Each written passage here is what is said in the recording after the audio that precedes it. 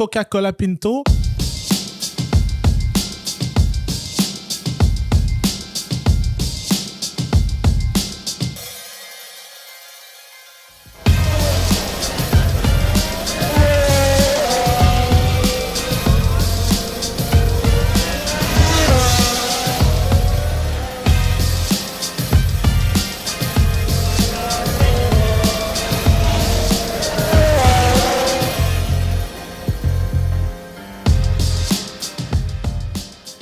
Bonjour tout le monde et bienvenue à une balado-diffusion du Bulletin GP.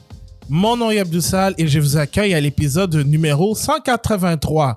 Cette semaine, on va parler de Franco Colapinto, la sensation actuelle en Formule 1 depuis le Grand Prix d'Italie.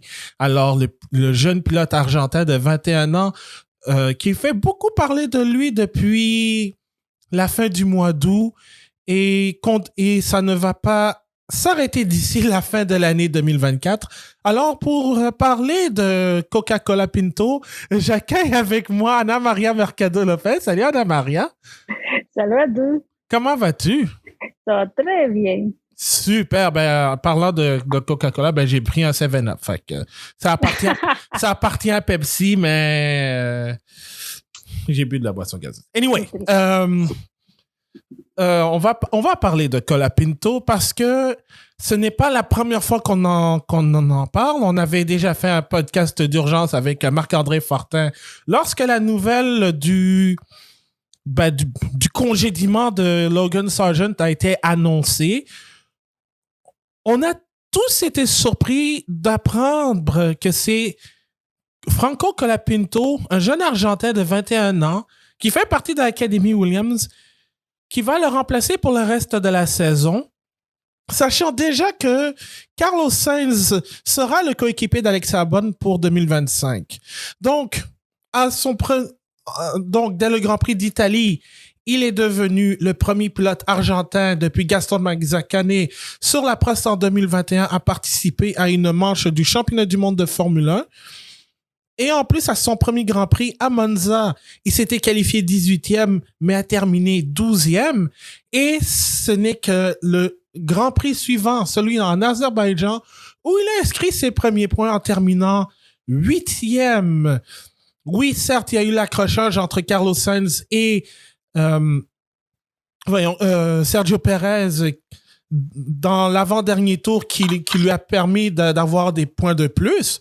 Mais il en a ajouté un autre au Grand Prix des États-Unis en terminant 10e, ce qui fait en sorte qu'actuellement, il a 5 points en 6 épreuves. Oui, malheureusement, il a abandonné lors du Grand Prix de São Paulo, qui était sa première course de Formule 1 sous la pluie d'ailleurs. Mais, outre ce moment difficile, non seulement pour lui, mais pour l'entièreté de Williams, Franco Colapinto est une sensation. Donc, Ana Maria, on va commencer d'abord par les impressions générales du pilote argentin depuis son premier Grand Prix avec Williams. Comment l'as-tu trouvé globalement? Ben, globalement, on dirait, avant la Formule 1, on ne savait pas beaucoup de lui. On sait qu'il était un peu rétrogradé parce qu'il n'y avait comme pas la chance. Tu sais que pour arriver à la Formule 1, il faut avoir un budget, des sponsors et beaucoup d'appui financier. Mais Colapinto, il a su profiter de l'opportunité. Il a eu la chance, il a pris la voiture, il se démarque parce que pour lui, c'est comme la seule chance que lui en a dans ce moment-là pour aspirer à être pilote titulaire. Parce que maintenant, comme tu l'as dit, lui est juste un remplaçant. Je pense que William, vu les conditions, comment y aller avec l'autre pilote, ils se sont dit, bon, on va juste mettre quelqu'un pour remplir la place. Ils n'ont pas cherché longtemps et juste, je pense qu'ils se sont dit, bon, tant qu'à faire, on met Colapinto. Et ça donne que ça marchait. Lui, il profite très bien. En plus, Colapinto était quelqu'un qui était bien instruit. En fait, qu'est-ce qu'il faisait un peu avant de... Parce que lui est le pilote de Williams, mais en fait, il fait pas ça à temps plein avant d'être pilote de Williams. Et il travaillait avec des jeunes pilotes, il coachait des jeunes pilotes de F4, F3 ou des pilotes qui commencent à la Formule 1. C'est ce qu'il faisait, disons, dans son temps pour on peut gagner l'argent. Et maintenant, il se retrouve dans une voiture, comme tu le dis, il a la sensation, il profite de l'opportunité. Qu'est-ce qui ça va donner à longtemps, on ne sait pas, mais qu'est-ce qu'on sait, c'est que maintenant, lui a la voiture, lui, il a mis les points à Williams surtout, et il a même fait un peu l'ombre de Albon. Mhm. Et d'autant plus aussi que, évidemment, comme tu l'as dit, je pense que tout le monde a été surpris d'apprendre la nouvelle concernant Colapinto qui va remplacer Sargent chez Williams, parce qu'il y avait d'autres options. Par exemple, on a beaucoup entendu parler de Liam Lawson que Red Bull pourrait prêter à Williams pour le reste, mais sachant que les performances de Daniel Ricciardo étaient de plus en plus étaient de plus en plus difficiles à être heureux. C'est lui qui maintenant, c'est Lawson maintenant qui remplace Ricciardo et non Sargent.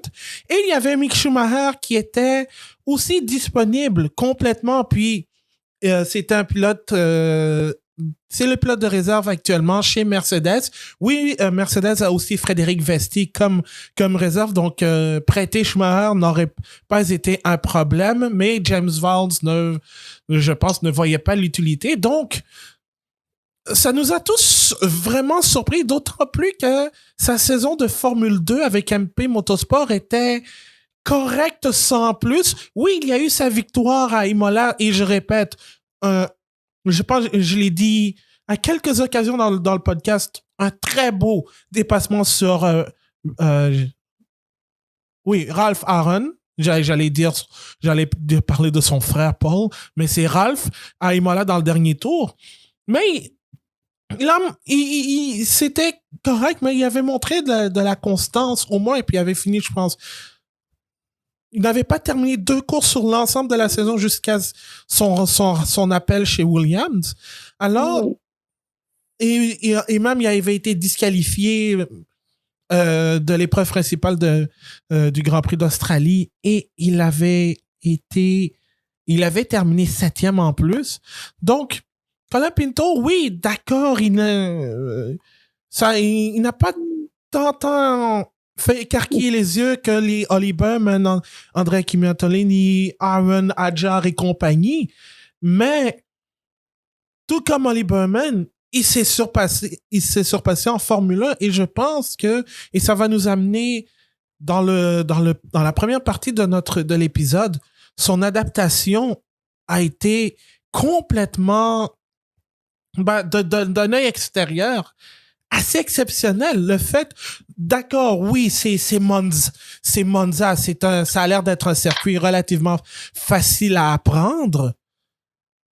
Et oui, il a fait une erreur en qualification qui aurait pu lui permettre de partir beaucoup plus haut que la 18e place. Mais ce qu'il a fait en course à son premier Grand Prix, propre, pas trop d'erreurs, ou peut-être pas, si je me souviens bien, il a réussi à bien s'adapter. Puis là, ensuite, sur des circuits, et en plus, c'est dans une période de la saison où, en fait, il ne connaît pas ces circuits. Alors, le fait qu'il s'adapte rapidement à la Formule 1, c'est quand même une surprise. Oui, c'est quand même une surprise. Il faut faire attention parce que ça peut laisser un double message. Parce que qu'est-ce qu'on dit? Qu'est-ce que si les pilotes qui travaillent beaucoup et qui se démarquent dans des catégories formula de promotion, des catégories qui vont t'amener à la Formule 1, est-ce qui va marcher dans la Formule 1? Qu'est-ce qu'on dit? C'est que peu importe qu'est-ce que tu fais avant, c'est quand tu as la voiture de Formule 1 qu'on va voir réellement c'est ce que tu vas faire avec. Parce qu'il y en a des pilotes qui se sont bien débarqués dans F2, dans F3.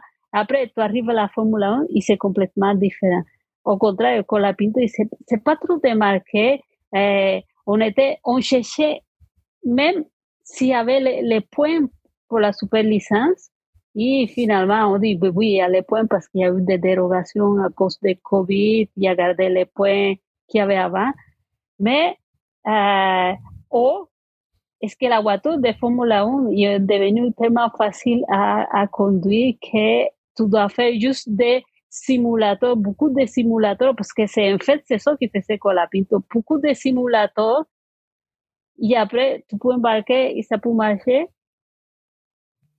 Mais, c'est juste comme on dit, la chance de celui qui a la chance de salir la voiture tout de suite. Il n'y a rien à perdre, il y a tout à gagner, donc il n'y a pas le stress, il n'y a pas la pression.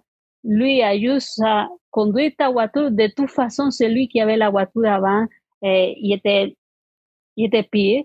Donc, peu importe ce que tu faisais, ça allait bien. Je pense que aussi ça impartit la pression qu'il y a les pilotes, elle lève beaucoup. S'il n'y a pas beaucoup de pression, donc c'est plus facile. Et en plus, Colapinto, c'est un gars trop relax. Il parle beaucoup. Il est sympa, il arrive au pado, il gagne le monde facilement. Donc, maintenant, ça va. À long terme, on ne sait pas qu'est-ce que ça va donner. En plus, on ne sait pas si on va la voiture l'année prochaine. Donc, pour le moment, William, est-ce qu'il a fait un bon choix? Il n'a pas choisi. Il a juste pris celui qu'il avait.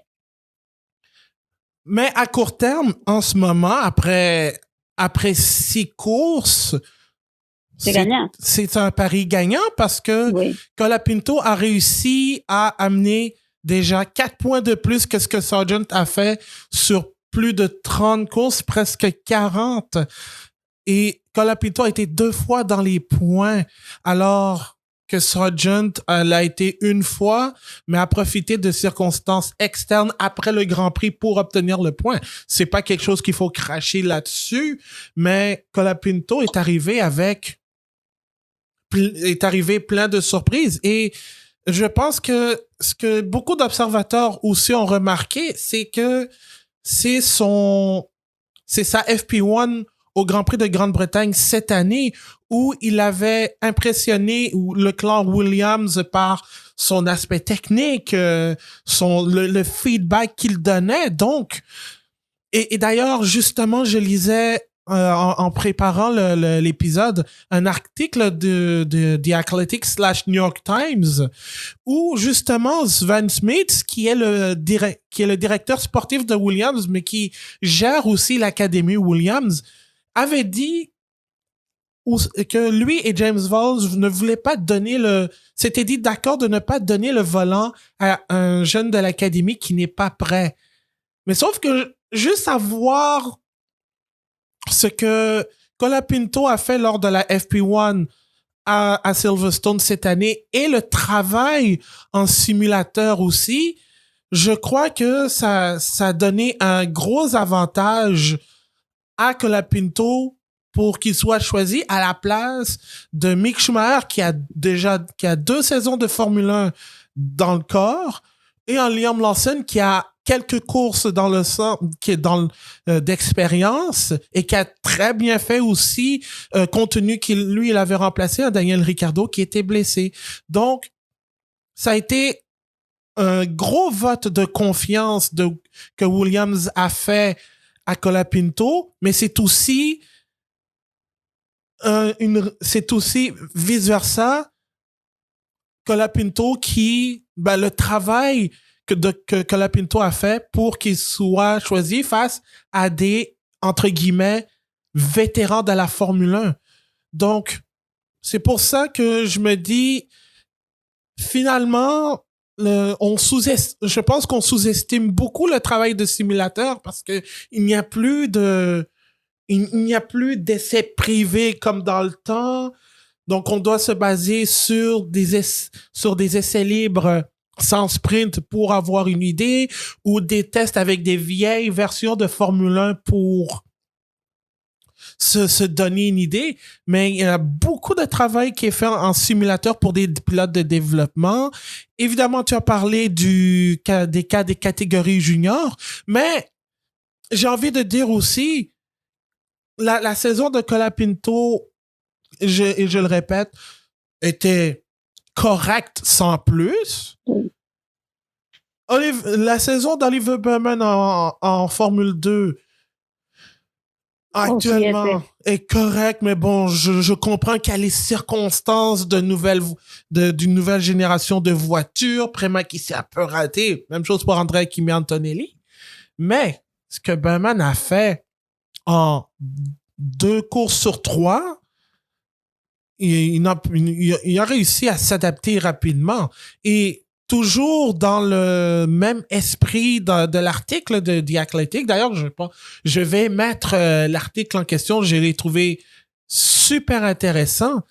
C'est justement et je pense que évidemment, je ne l'ai pas mentionné lors de l'épisode d'urgence, entre guillemets, mais c'est surtout le fait que le parcours de Colapinto est plutôt atypique parce que, évidemment, vous avez toute l'échelle de graduation pour les monoplaces à roue découverte. F4, F3, F2 et ensuite la Formule 1 si tout va bien.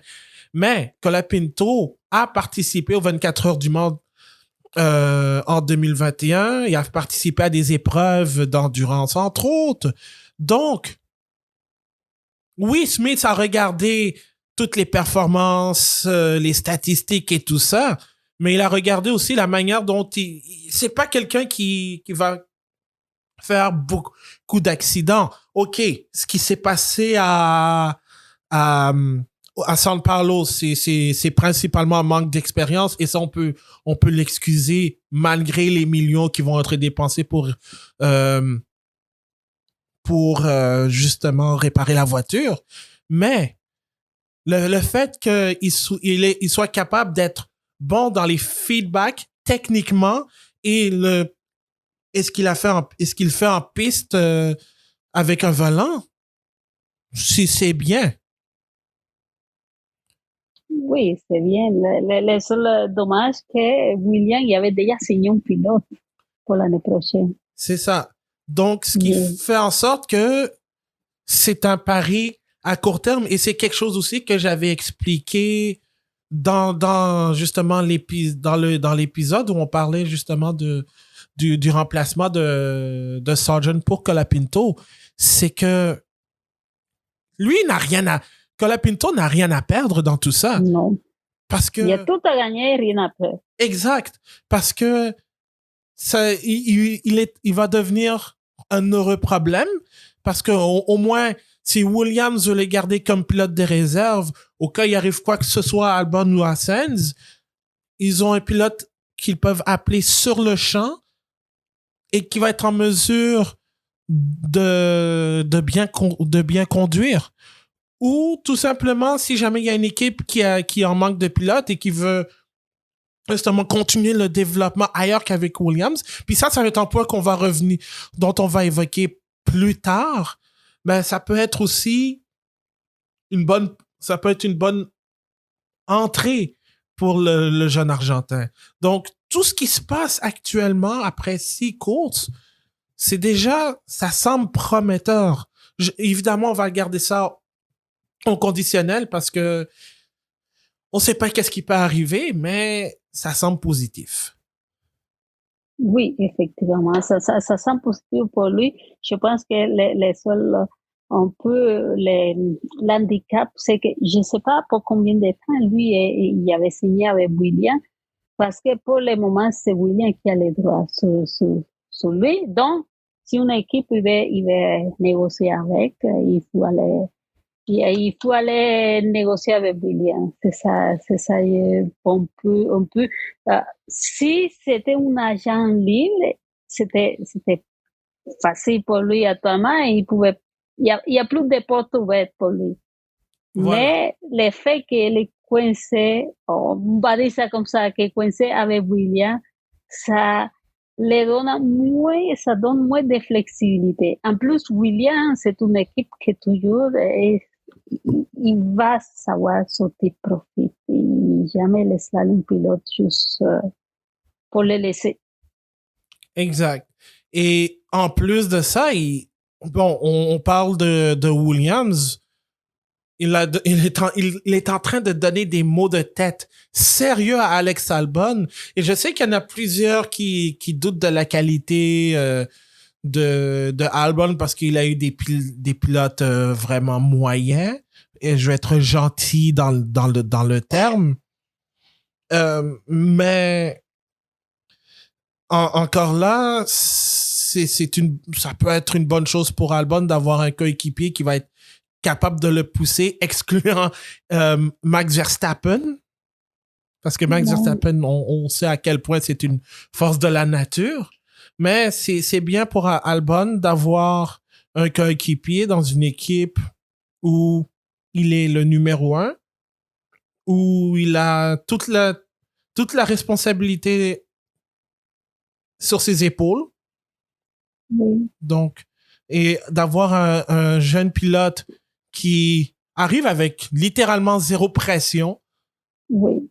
Ça donne un peu, ça lui donne un peu un mot de tête et ça peut inspirer, et puis ça peut inspirer aussi Albon à aller chercher des trucs que peut-être lui, côté réglage, lui, n'avait pas, qui pourrait l'aider aussi. Donc ça, c'est une bonne chose aussi, je trouve, avec le fait d'avoir un Franco Colapinto chez Williams. Oui, ça va donner à Albon aussi une petite pratique parce que Carlos Sainz, c'est pas facile non plus. Hein? Ouais. C'est Colapinto est là, il n'y a rien à perdre, mais Sainz bien et lui, il n'est pas facile, le monsieur. Ouais. Donc, Albon va avoir de toute façon un autre vainqueur de Grand Prix comme coéquipier. Donc, il doit se tenir prêt. Donc, là, on va passer tout de suite au deuxième volet de cet épisode. C'est la vague de popularité que Franco Colapinto a amené. Parce que Colapinto est le premier Argentin depuis Gaston Mazzacane à participer à un Grand Prix de Formule 1. Mais il est aussi devenu le premier Argentin à marquer des points depuis Carlos Reutemann dans les années 80. Ça fait longtemps. Ça fait longtemps. Mais c'est surtout aussi le fait que l'Argentine, même si ça faisait longtemps qu'il n'y avait pas eu de pilote de Formule 1 argentin, ça reste un pays avec une énorme culture automobile. Évidemment, il y a Juan Manuel Fangio, il y a Reutemann, il y a José Froilán González, il y a José María López aussi en endurance qui fait super bien avec Toyota. Il y a Esteban Querreri aussi dans les touring cars. Donc, et évidemment, Agustín Canapino qui a très bien fait localement et qui a au moins représenté l'Argentine en IndyCar. OK, il y a peut-être Juan Manuel Fangio 2 aussi, mais ça, c'est une autre histoire. Mais l'Argentine, le fait de voir Colapinto en Formule 1 pour les Argentins, c'est déjà une vague de fierté pour eux. Et c'est ça que je disais autant dans le chat du bulletin GP que dans la monoplace. C'est rare de voir un Argentin être autant adulé au Brésil, alors que quand on connaît les rivalités sportives entre les deux, je suis pas sûr que Leonardo Jardin, je veux dire Messi, est beaucoup adulé au Brésil. Mais Franco Colapinto, lui, il y a eu des drapeaux argentins avec le visage de Colapinto à Interlagos. Vraiment, et juste les performances aussi. Oui, il y a aussi l'aspect commanditaire, Mercado Libre, qui a été sur le capot moteur de la Williams au Grand Prix de Mexico City et de São Paulo. Globan, qui est une compagnie de technologie argentine, mais qui était déjà là, qui a signé un contrat avec la Formule 1 comme partenaire global. Mais l'arrivée de Colapinto a vraiment amené une grosse vague de popularité pour les Argentins ceux qui suivaient déjà la Formule 1 et ceux qui ont appris à découvrir ce sport grâce à lui. Oui, il y en a beaucoup parce que particulièrement, comme tu l'avais dit, les Argentins ils sont fans d'automobile, mais très fans de la Formule 1, surtout de Ferrari. Parce que je connais beaucoup, et même dans mon podcast, il y a quelqu'un qui est argentin qui intervient à chaque, qui ils suivent ça depuis longtemps, même s'il n'y en a pas de pilote, même s'il n'y a pas de Grand Prix là-bas. Mais dans le cas que tu parlais de Brésil, autant adulé à Brésil, il faut faire attention parce que c'est pas des Brésiliens. C'est beaucoup d'Argentines, mais parce que j'en connais quand même, il y a beaucoup qui se déplacent parce que c'est les Grands Prix les plus proches, ils ont la chance d'aller là, c'est plus facile pour eux. Donc, il y a beaucoup d'Argentines qui vont au Grand Prix d'habitude, mais ils sont, comme je t'avais dit, très fans de Ferrari. Ils vont aller habillés en rouge tout le temps, il y a beaucoup, mais ils sont fans de toutes les équipes. Et Ferrari, c'est une équipe très, très aimée là-bas. Donc, ce que je vois, c'est que cette fois-ci, Colapinto était là, donc ils ont mis la chanda et c'est sûr, c'est comme Mexique, c'est des pays très patriotes. Peu importe s'il va performer ou il va pas performer, déjà avoir un pilote là dans la Formule 1, c'est comme, c'est la fierté. Ouais. Ils sont contents, mais oui, il était à Brésil, mais c'est beaucoup de fans argentins ou de fans latino-américains, mais une majorité d'Argentines qui étaient là juste pour voir la Formule 1 et ils ont eu la chance que Colapinto était là, donc c'est gagnant aussi pour le Grand Prix de Brésil parce que ça aidait beaucoup. Effectivement, et puis c'est bien que tu m'aies remis à l'ordre parce que là parce que j'ai trouvé dans mes notes aussi un article qui dit qu'il y avait au moins 10 000 Argentins qui sont allés à São Paulo selon des agences de tourisme. Donc, c'est un sixième de spectateurs qui étaient à l'Autodromo José Carlos Pache. Donc, oui, effectivement, il y avait beaucoup d'Argentins qui ont travaillé, qui ont fait le voyage au Brésil pour aller voir Colapinto. Et je pense aussi que c'est une bonne chose parce que on excluant ce qui s'est passé avec les histoires de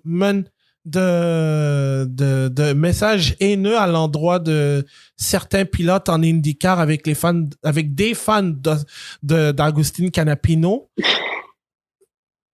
C'est vraiment, je pense, à l'international, les Argentins rêvaient d'avoir quelqu'un qui va bien les représenter sur la scène internationale automobile parce que, comme j'ai dit, Canapino est un gros nom parce qu'il a gagné plusieurs championnats dans les voitures de tourisme argentines. C'est une des légendes et il arrive en IndyCar qui est une des séries automobiles les plus regardées au monde, même si c'est un championnat national américain.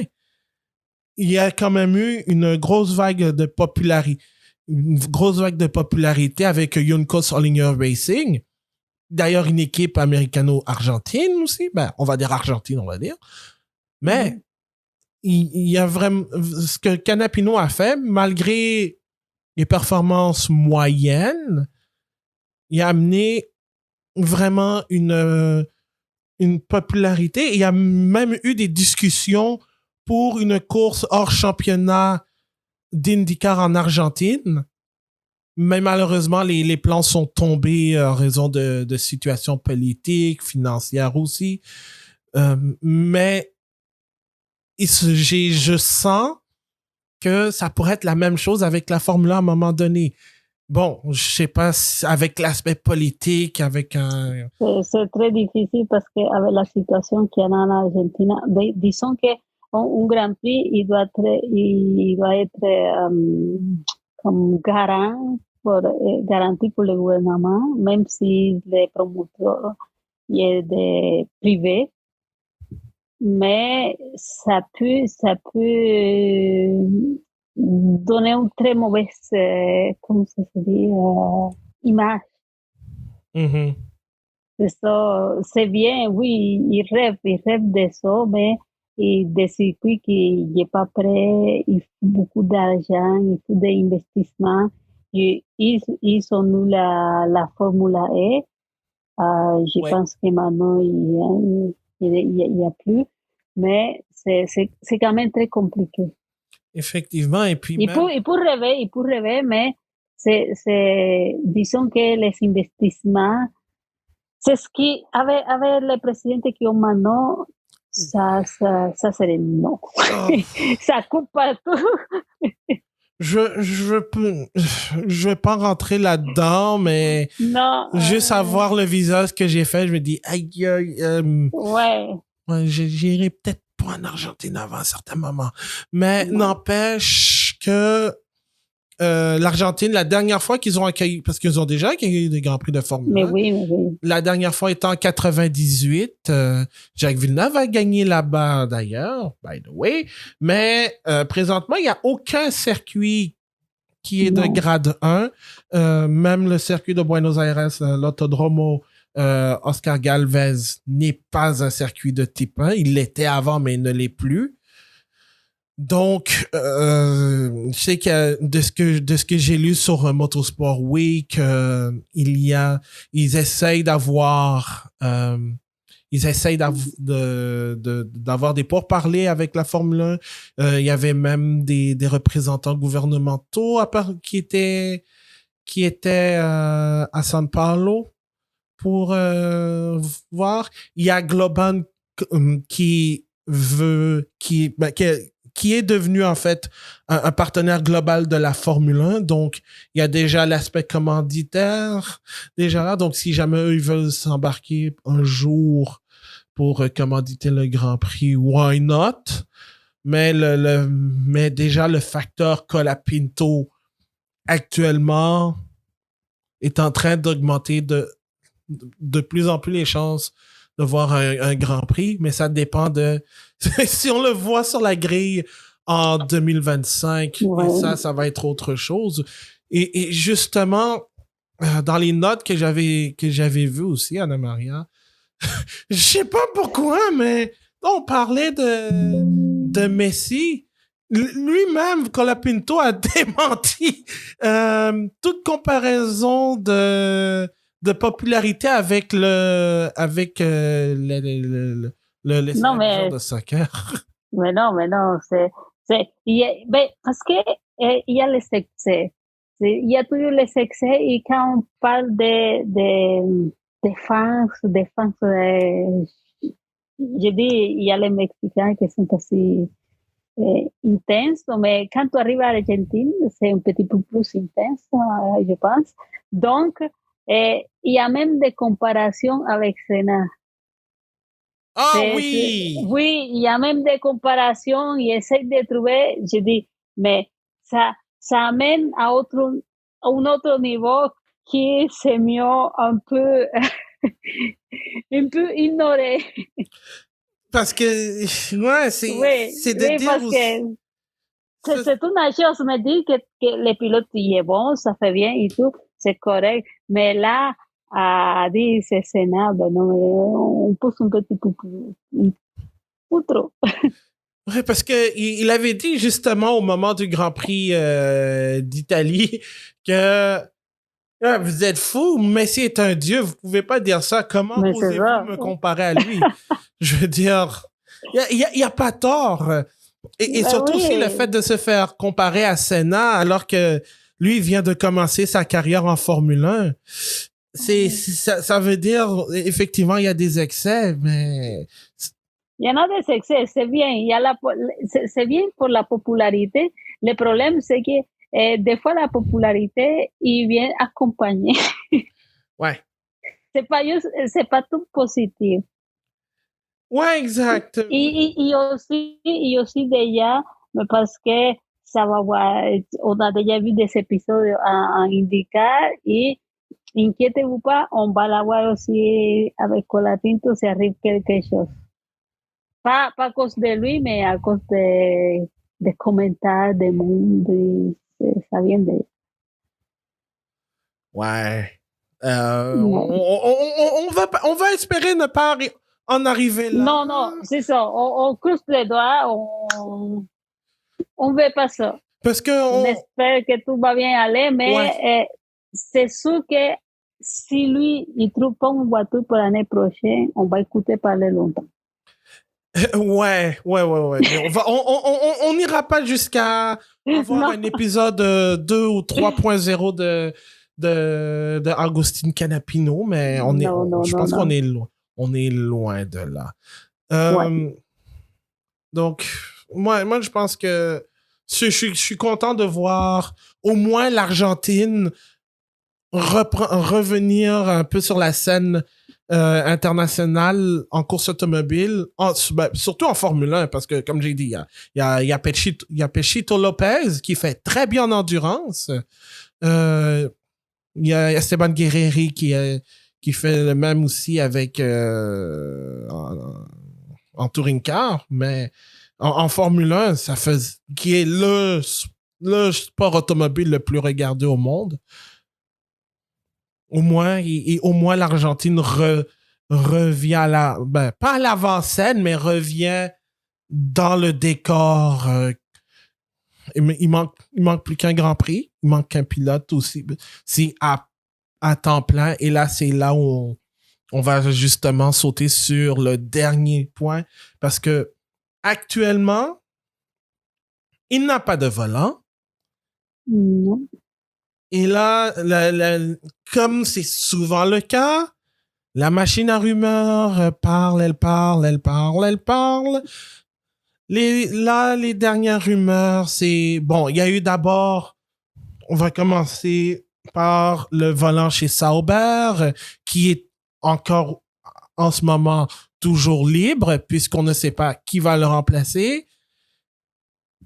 Aux dernières rumeurs, ce serait, tiens, parlant de Brésil, Gabriele Bortoleto, qui est dans la lutte pour le championnat de Formule 2 en ce moment.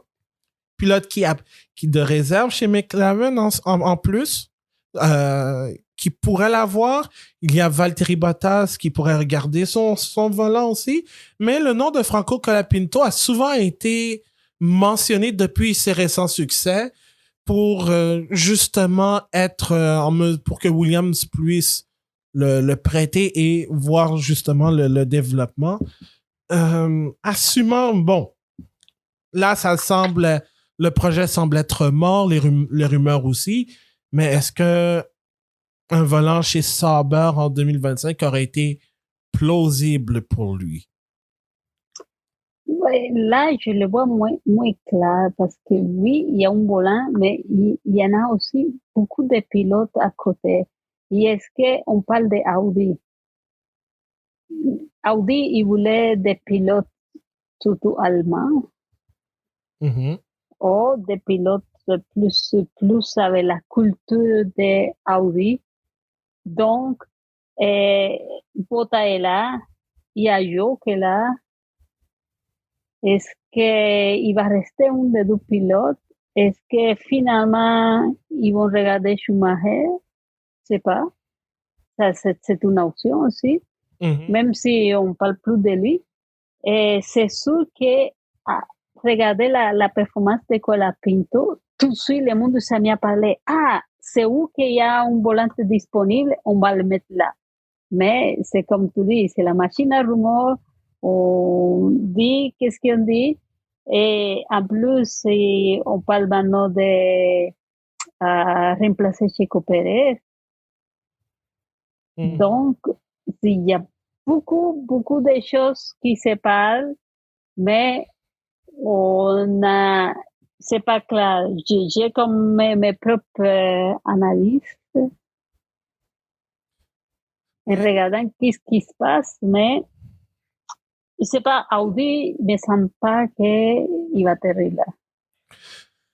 Ouais, parce que je pense que Audi peut-être a fait aurait fait son choix avec Gabriele Bortoleto si si on se fie aux rumeurs. Donc, ils vont avec la jeunesse mélangée avec l'expérience de Nico Hülkenberg.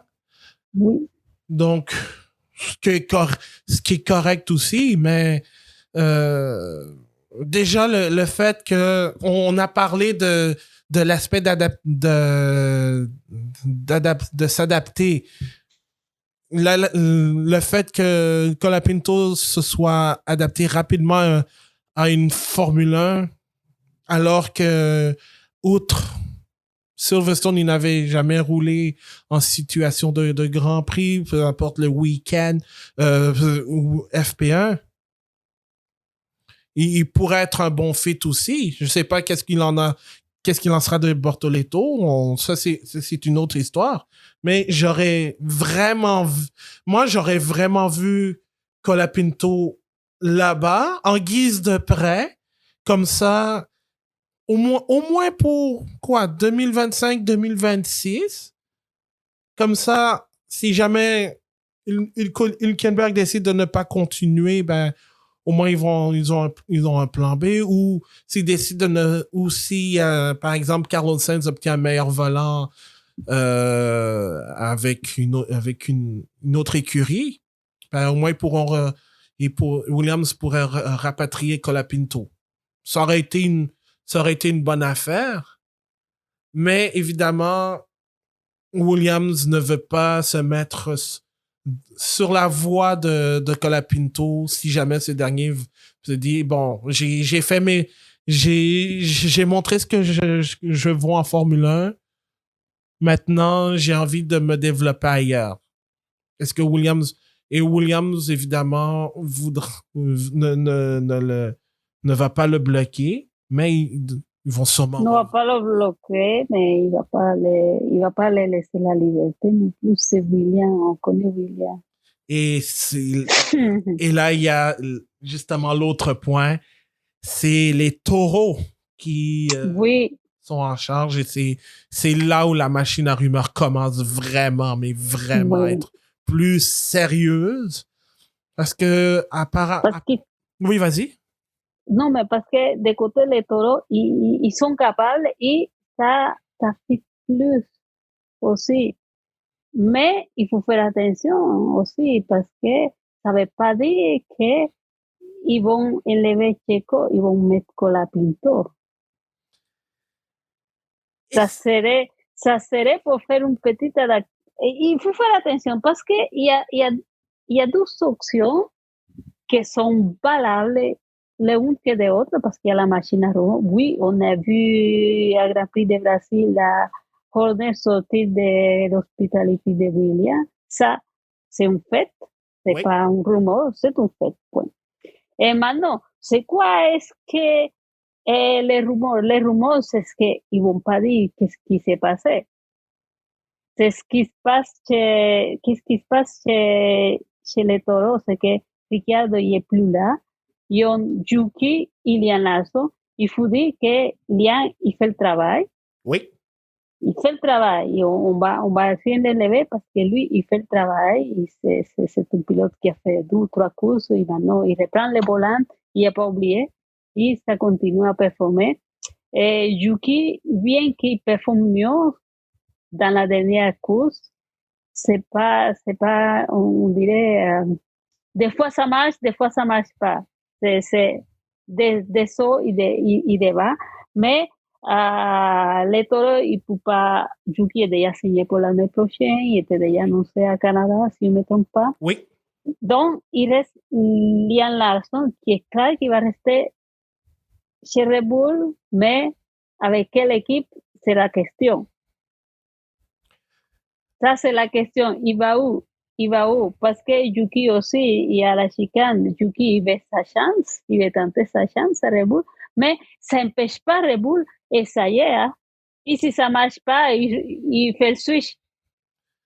Le problème est là qu'il y a des rumeurs qui disent, oui, Colapinto, c'est moi, il fit chez les taureaux, ça tombe bien. En plus, si elle l'est pas à Checo, ben, ça va, il y a la portion latino qui est là, on va même pas, Checo, il va s'oublier vite pour le monde. Donc, mais je pense pas qu'il va remplacer Checo. Si Colapinto vient chez Red Bull, il va aller à Visa Cacha. Il va pas, je pense pas qu'ils vont le mettre dans la voiture de Checo tout de suite. C'est l'autre option, l'autre rumeur qui dit, c'est que Red Bull, qu'est-ce qui essaie, c'est de convaincre à William de, mais regarde, tu as Colapinto, ça marche très bien, ça va. Donc, on peut négocier. Sainz, si déjà signé, on peut négocier Sainz. On récupère Sainz et toi, tu restes avec Colapinto. Donc, ça, c'est l'autre rumeur, c'est ça, qui parlait dans les paddocks. Donc, c'est là où on voit. Oui, Colapinto, le futur, il n'est pas clair, il y a des rumeurs, mais ça se peut qu'il y a des portes qui commencent à s'ouvrir et que finalement, il va trouver une voiture pour l'année prochaine. Mais tu vois, c'est peut-être là où j'ai un peu de mal à Ouais. voir Colapinto dans l'univers Red Bull parce que premièrement, ben, le giron Red Bull a déjà un pilote qui a un potentiel Ouais. d'aller en Formule 1, soit l'année prochaine ou peut-être qui c'est en 2026, et c'est Isaac Hadjar qui tout comme Gabriele Bortoleto se bat pour le titre en Formule 2. Et il me semble, et il a déjà participé à des FP1 autant l'année passée que cette année. Alors, moi, je vois plus si jamais Red Bull devait se débarrasser de Perez et, par exemple, mettait Liam Lawson aux côtés de Max Verstappen, je verrais plus un duo Tsunoda Hadjar que Tsunoda Colapinto. Même si je veux voir Colapinto en Formule 1 un peu plus longtemps, faut pas oublier que Red Bull a quand même un jeune protégé en Isaac Hadjar qui me semble proche de la Formule 1.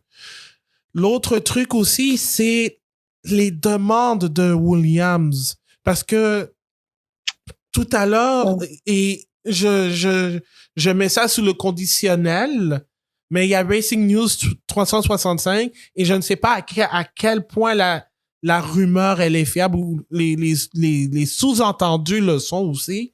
Mais si jamais Red Bull voulait obtenir les services de l'Argentin, ça va coûter de l'argent, mais vraiment beaucoup d'argent. Et justement, Racing News 365 rapporterait que Red Bull devrait payer genre 20 millions de dollars US. Ah non, mais dans ce cas-là, tu donnes à Saïd, parce que Saïd, de toute façon, il y avait la condition. Oui, il a signé pour des années, donc si une meilleure opportunité se ouvre à lui, il y avait comme la clausule, il peut quand même y aller. C'est ça. Mais parce que s'il demande trop d'argent, William, et que Red Bull dit, dans ce cas-là, on va parler avec ça et regarde, j'ai pas ton, comment ça s'appelle, Les frais de transfert, genre? j'ai pas ton clausule, ce que tu dois payer en cas où, c'est sûr que est moins cher. que 20 millions parce que, en fait, regarde, ils ont payé, McLaren a payé pour Piastri. Il a donné un gros contrat, mais je pense pas que Red Bull il va pas donner l'argent pour un pilote recul. Non, ça non. Ça, Red Bull, oui. Red Bull, il va gagner. Maintenant, Verstappen, il gagne, il donne. Mais, comme tu l'as dit, s'il y en a des options, et s'il veut vraiment un pilote de là-bas, de Williams, moi, je suis Red Bull. William, y me demande combien por Colapinto. Le regas ahí, comience por te de parce que les contrats ils sont là pour les casser, sinon vous n'aurez pas de contrat. Dans ce cas-là, on va payer comment ça se dit, la pénalité, on paye ton pénalité et ça va être plus facile pour William, pour Red Bull. Si c'est vraiment ça, moi, je ferais ça. Mais mais c'est aussi un risque à prendre mais ce serait un énorme risque parce que on parle beaucoup en bien de Colapinto. Après 6 courses, il en reste 3 à la saison. Ça. Mais on ne sait pas sur une saison complète ce que ça peut donner. Donc, effectivement. Donc, pour Red Bull, je pense que surtout que ça vient de l'extérieur, tandis que, par exemple, un Isaac Hadjar, ils sont capables de l'ausculter parce que il fait partie de l'environnement, donc ils sont plus en mesure de le voir. Certes, il n'y a pas l'expérience en Formule 1 que Colapinto a, mais mais Colapinto on ne sait pas jusqu'à qu'on essaie. C'est ça. Ah, c'est ça. Il faut prendre le risque, mais et il faut savoir l'accepter aussi. Dire, bon, est-ce que 20 millions, est-ce que, si c'est le cas, est-ce que ça vaut la peine de débourser 20 millions et que si jamais Colapinto est pas capable d'offrir les performances qu'il a fait avec Williams et surtout avec une voiture supérieure, on va dire, ben là, on a jeté 20 millions à la fenêtre alors que on a un pilote dans nos rangs, on va payer il va recevoir son salaire, puis on n'a pas à débourser 20 millions. Donc, c'est pour ça que je suis très dubitatif face à l'option de vouloir payer un pilote après bientôt 9 Grands Prix. Non, mais c'est ça ce que je dis. Dans ce cas-là, ben, je paye la pénalité de casser le contrat des années. Si ça va coûter moins cher, c'est sûr qu'il va coûter moins cher. Puis, évidemment, je pense qu'il y a aussi ces frictions entre Christian Horner et Helmut Marko, un qui veut Colapinto, l'autre qui veut Hadjar. Donc, tout ça, là, c'est tellement confus, donc... Ouais. C'est ça. Ouais, les temps le dirait, mais pour le moment, je pense que il y a plusieurs options. Colapinto, il pourrait peut-être il va trouver une voiture pour l'année prochaine, peut-être pas, mais c'est ce que j'ai dit depuis le début. William, on sait c'est quoi William, il va pas le laisser aller. Ben, c'est sûr, s'il le met à l'essentiel, ça peut faire mal à Colapinto parce que personne n'est pas prêt à payer. Et aussi, juste compléter, mettre Colapinto aux côtés d'une force de la nature qui est Max Verstappen, non. Juste non. Non. C'est comme en reprenant des termes de hockey, tu le brûles facilement. Tu brûles un jeune pilote facilement, là. Non. Donc, c'est pas une bonne idée. Non. Pas une bonne idée, non. Non. Donc, je pense que, mais en attendant, il reste 3 Grands Prix à la saison, plus un sprint, bon ça on s'en calisse, mais il nous reste 3 week-ends de Grand Prix pour voir si Colapinto va continuer à impressionner. On peut excuser Sao Paulo, c'était sa première fois sous la pluie, mais ça fait mal au portefeuille de Williams. Mais globalement, je pense que il y a de quoi être satisfait des performances du jeune Argentin. Donc, c'est ce qui va compléter cet épisode du Bulletin GP. On voudrait aussi avoir votre opinion. Comment vous trouvez Colapinto en général? Est-ce que vous le voyez en Formule 1 dès 2025 et même un peu stretché? Est-ce que vous voyez le retour de la Formule 1 en Argentine? Personnellement, pas dans les conditions actuelles et loin de là. Mais bon, et ça, je le pense sincèrement. Mais on voudrait avoir votre opinion là-dessus. Donc, on est disponible sur Facebook, Twitter, @lebulletingp. Et on a aussi, j'ai même rédigé un texte sur le Grand Prix de São Paulo, pourquoi il y a eu 2 vainqueurs durant ce week-end. Donc, c'est lebulletingp.substack.com.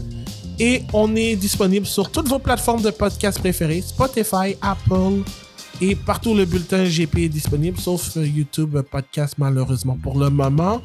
Et on a le groupe Facebook La Monoplace, où vous pouvez discuter de Formule 1, course automobile et memes aussi, mais pas trop. Anna Maria, merci énormément de ta présence. Non, merci à toi. Alors, on se retrouve pour un autre épisode du Bulletin GP. On continue toujours de rouler avec le Bulletin GP. Mon nom est Abdou Sall. Portez-vous bien, faites attention à vous et on se retrouve une prochaine fois. Allez, salut tout le monde!